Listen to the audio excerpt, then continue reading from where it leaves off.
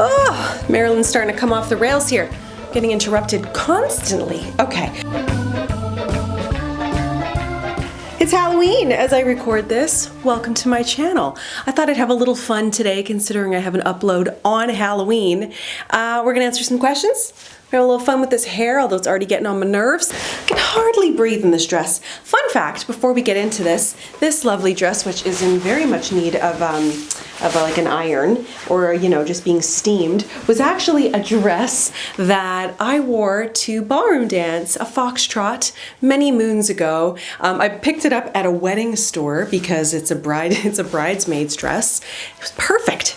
First of all, welcome to my channel. I'm AmandaMuse. If you're new, this is gonna be a bit of a weird situation. Let's just be honest. I'm gonna link a video that you can go check out, learn a little bit more about me and what I do here. But today we're just gonna be diving into like questions. I have no idea what they're going to encompass, but I would imagine you're going to have a flavor of motherhood, self-care, fitness, mental health, perhaps some marriage questions. It is just me, so it's not as much relationship focused today, but let's go. You guys always have great questions. Let's begin. I also just realized I wasn't wearing my wedding ring and I'm like, oh God, we're gonna start some controversy. But really, I went to kickboxing class this morning. Ugh, can't get it on. And it hurts to be punching stuff with rings on. So, okay, they're back. All right. You can't be Marilyn without a little bit of ice, you know? First question. Jordan1231 was saying, I'm just curious about your childhood. Well, how much time do you have? I'll give you this much. I have a younger brother. He's 2 years younger than me, and we have the same mom and dad. Two awesome people that were awesome together for a little bit, and they got divorced when I was 7. And then my mom remarried and had another child, so my sister, who is 10 years younger than me. So she was born when I was 10.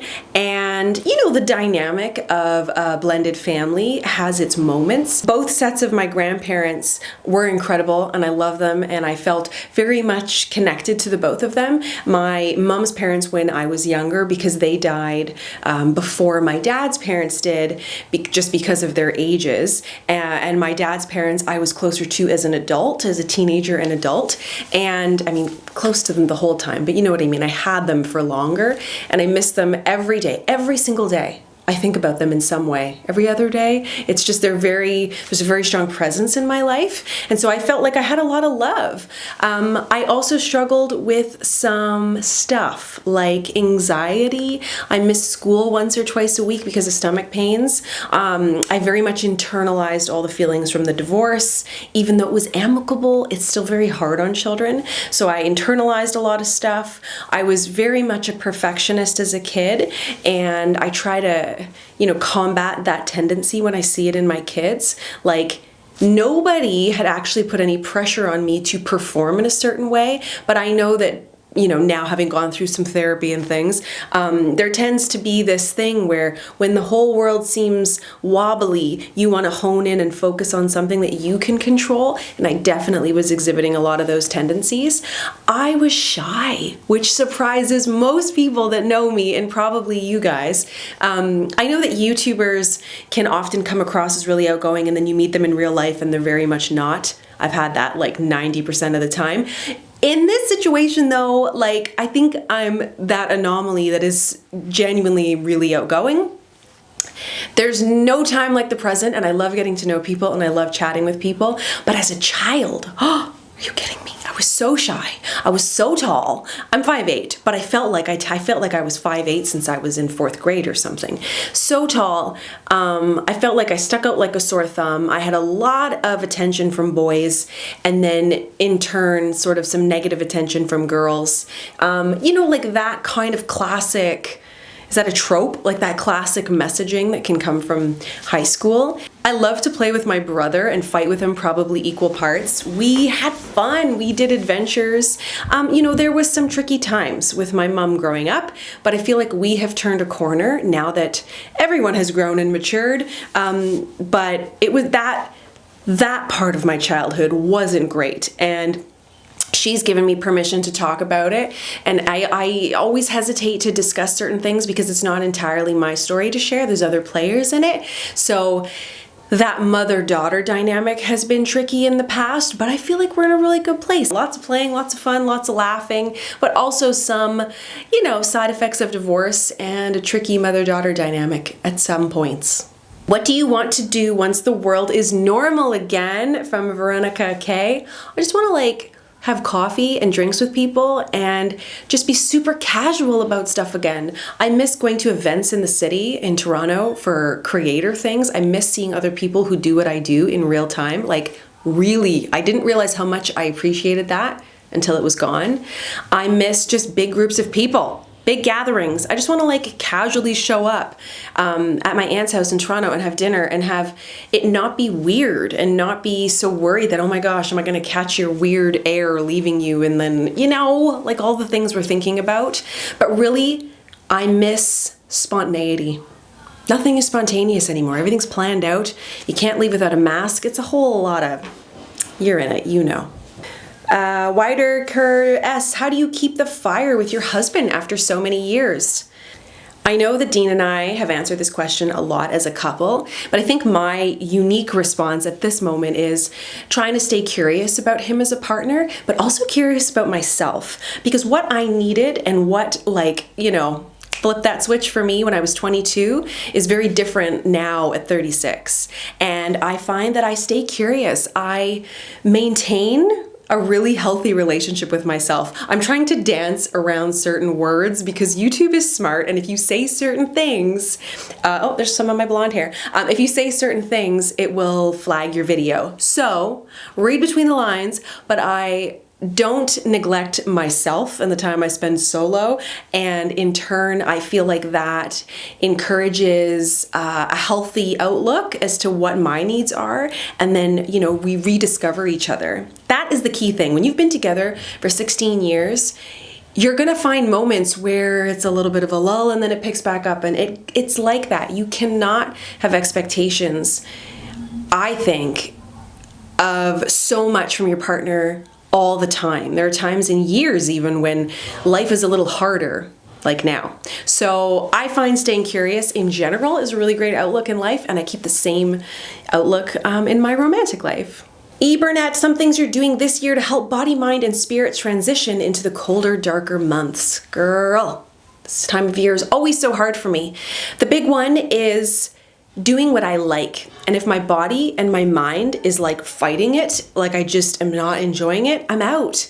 So I picked up, a workout routine earlier in the fall, and I realized I wasn't really digging it. I need more variety and I needed something else. And so last week I took a kickboxing cardio class. I freaking loved it. Punching stuff, sweating so hard, having a coach, really push you and encourage you to be better while you're working out is something I didn't even know I needed. It's been a while since I've taken a class like that, and it was incredible, and I highly recommend it. So for me, it's happy late in the morning, pushing myself out of my comfort zone when it comes to physical activity, trying new things, but really checking in. Oh, hi, you can come and say hi in your cute costume. Who are you? This is not going to be my costume for Halloween. Show me your muscles. This is all I can. It's just costume. But Black Panther costume, I love it. I'm not going to wear it for Halloween. I think I wore it for last Halloween. No, you did something else. Next question from In Charge 3. What's something that no one asks but wish we did? That's a good question. Culturally, we are obsessed with youth, and we're obsessed with women producing children. I've just noticed this. I notice it as a trend. Let's just stick with YouTube, for example. Anytime there's baby or having a new baby or families actually having more babies, it's like we're obsessed with it. I'm kind of done with it. There's a bunch of people I know who are pregnant right now, and I'm scrolling through Instagram and I see it, and I am so excited to have my period right now. Do you know what I mean? I know I did the mom thing. I, was selfless for all of that really hard stuff, which is the exhaustion and the long nights and the sick babies and the fevers, and very, very taxing. And I had my babies in a different place. And so that I did my time And I loved it, and it was wonderful. And there are times and moments where I'm like, ooh, maybe just one more, but it's like fleeting, and it's certainly hormonal, because I love having my time. I love building my business. I love working out. I love spending one-on-one time with my kids and nurturing their relationship with them as they get older. And so I suppose the question is, what I don't get asked is, where's the beauty? Like, tell me some of the things you love about being a mom to older kids. Tell me some things that you love doing just for you. That second question, I think, is more common because we're learning to celebrate self-care. But I think there's a bigger conversation. Even when it comes to bodies, like, we're so obsessed with our bodies and so much conversation about our bodies and this and that. And it's like, can we just for a minute don't worry so much about how much cellulite you have on your butt cheek and just appreciate that you're here and your legs are moving and your heart is pumping and you can celebrate another day with people you love and do things that you love? Do you know what I mean? So I'm feeling this shift of, where I'm going and where I'm taking my content. And it's never like a quick thing. I used to talk about a lot of mom and baby stuff because I was in it. And now I'm not in it anymore. And I'm really finding a lot of beauty in what my life is offering me right now. And I'm excited to share that beauty because I don't think that women are celebrated enough and encouraged enough to find that beauty. That we are not just put on this earth to serve others. We're not just put here to be mothers or wives or friends. We can also do things just for us. And I think that that's why we don't see as many solo female vloggers, especially vloggers who have children. They're just not as common, and it's not often the woman leading the show. I obviously have thoughts about this. So yeah. Anyway, I would love to know how that hits you when you hear that messaging. Obviously, if you're a man, this may not be entirely relatable. But I think as a man, you likely have women you love and support. And I think that celebrating women is an important thing. And we can all do better with that, Jane Buechler, favorite cocktail.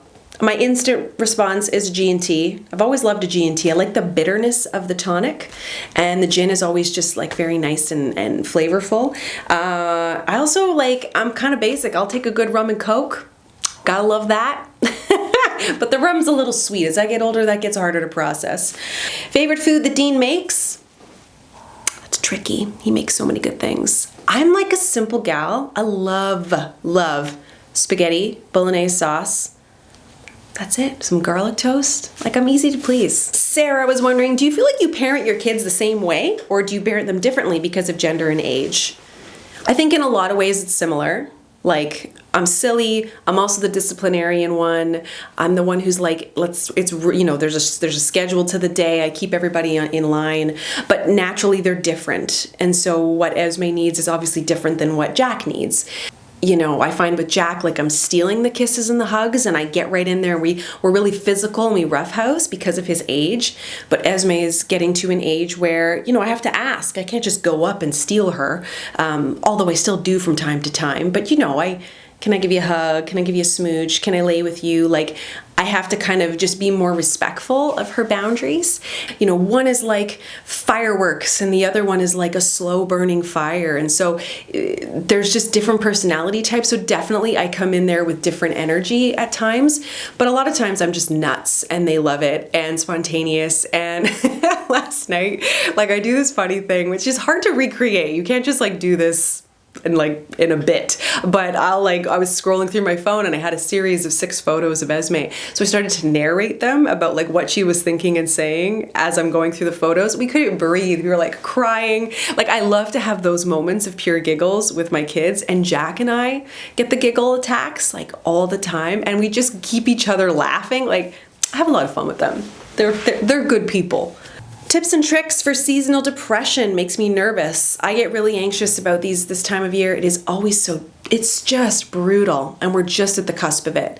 Here's my thing. Vitamins, like vitamin D for sure, the drops, but also I'm just taking a plethora of vitamins at the moment, ones especially for your adrenal system, because I don't know much about it, so like don't quote me. But when your adrenal system gets blocked, that's when you can feel super tired, you can get sick really quick. So I'm trying to do that.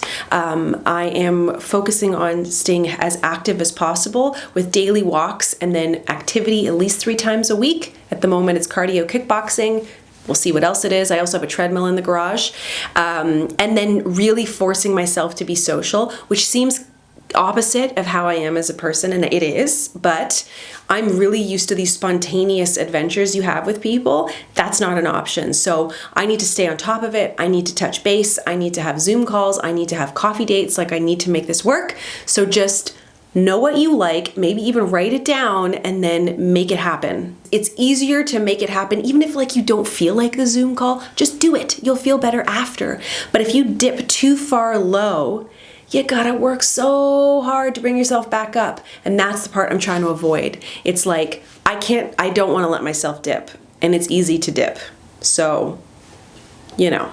What would you tell your younger self about not meeting the one yet?